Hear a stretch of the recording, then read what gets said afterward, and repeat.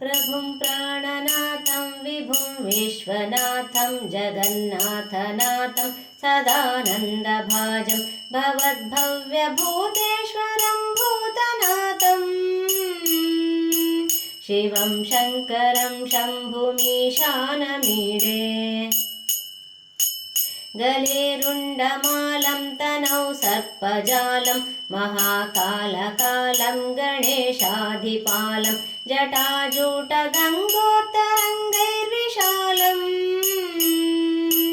शिवं शङ्करं शम्भुमीशानमीडे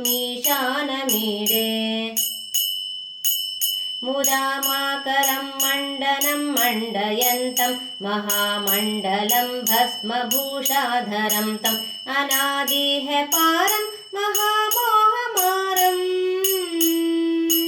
शिवं शङ्करं शम्भुमीशानमीडे वठादो निवासं महाट्टाटहासं महापापनाशं सदा सुप्रकाशं गिरीशं गणेशं सुरेशं महेशं शिवं शङ्करं शम्भुमीशानमीडे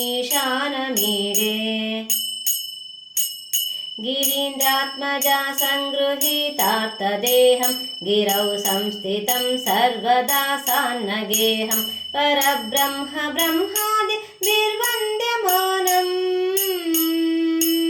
शिवं शङ्करं शम्भुमीशानमीडे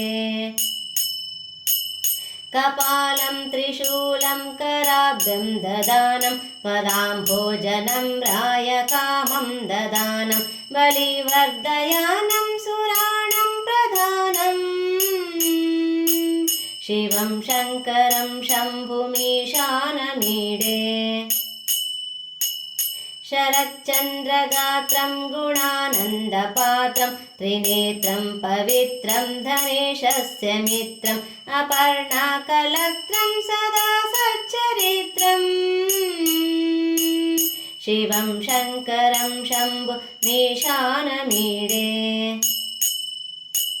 हरं सर्पहारं चिताभूमिहारं भवं वेदसारं सदा निर्विकारं श्मशाने वसन्तं मनोजं दहन्तम् शिवं शङ्करं शम्भुमीशानमीडे स्तवं यः प्रभाते नरः शूलपाणे पटे सर्वदा भर्गभावानुरक्तः सपुत्रं धनं धान्यमित्रं कलत्रम्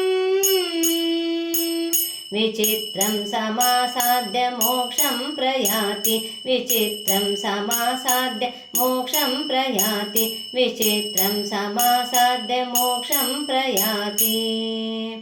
स्तवं यः प्रभाते नरशूलपाणे पठे स्तोत्ररत्नं त्विह प्राप्य रत्नं सुपुत्रं सुधान्यं सुमित्रं कलत्रं विचित्रैः समाराध्य मोक्षं प्रयाति इति शिवाष्टकं सम्पूर्णम्।